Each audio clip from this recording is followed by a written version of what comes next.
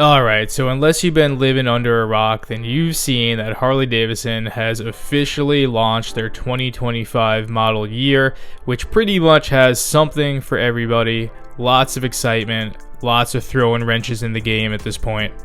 I was excited so much, specifically around the Lowrider ST, that I felt like it did warrant my take on it after all the content I've done with this bike throughout the last year. So if you're not familiar with my content, I've been doing the sport touring thing for going on 10 years at this point, pushing bikes that were not designed to do so, aka the Dyna platform, to be capable mile crushers and closing out serious heavy distance bike trips. As you know, back in the year of 2021, Harley-Davidson would unleash the Lowrider ST, which offered this philosophy of sport touring in one convenient package. As there would be a lot of excitement around this bike and a lot of hype around this bike, there would also be a lot of feedback that was coming up about this bike as well. Specifically through my Lowrider ST content, the biggest complaints I would hear about this bike was, number one, the bags were asymmetrical. This was due to the 2x2 shotgun exhaust that would come onto this bike stock. The first thing I think I was really excited to see is that Harley-Davidson has finally abandoned this exhaust, putting in a 2x1, which allows the bags to finally be symmetrical. The next thing in the comment section of a lot of my videos that people would have grievances about would be that digital LED gauge that would come stock with these bikes. It's also refreshing to see that they did away with that, going back to something that's more analog. And obviously, there's a lot of other really exciting things that are coming along with the 2025 Lowrider STs. You all know me. There's a reason why they call me the Lord of Flames. It's flames on everything. So you know I'm going to be very excited about them offering this Midnight Firestorm stock.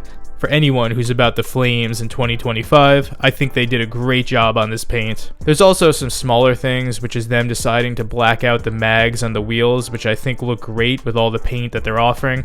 And you could also now get this bike in chrome, which I think is really cool as well, just to mix it up a little bit for whatever aesthetic you're going for. Finally, this bike is centered around performance, and it's just really cool to see that they've upped the engine into a 117 high output. So yeah, I think there's a lot to be excited about. I think this is probably the best time to be in the market for a Lowrider ST if you are in the market for one right now.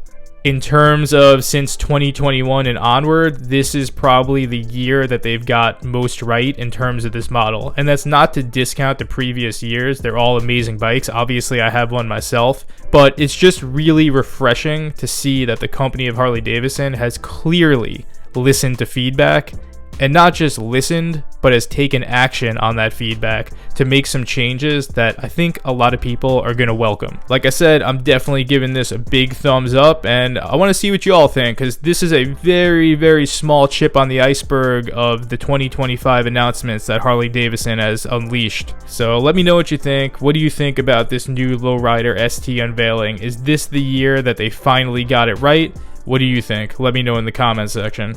But anyways, on that, whether you're on a Lowrider ST or you're on something else, as always, stay safe out there and stay low. Practice a positive mental attitude. Pay the iron price. And on that, FXDLS Brooklyn is out.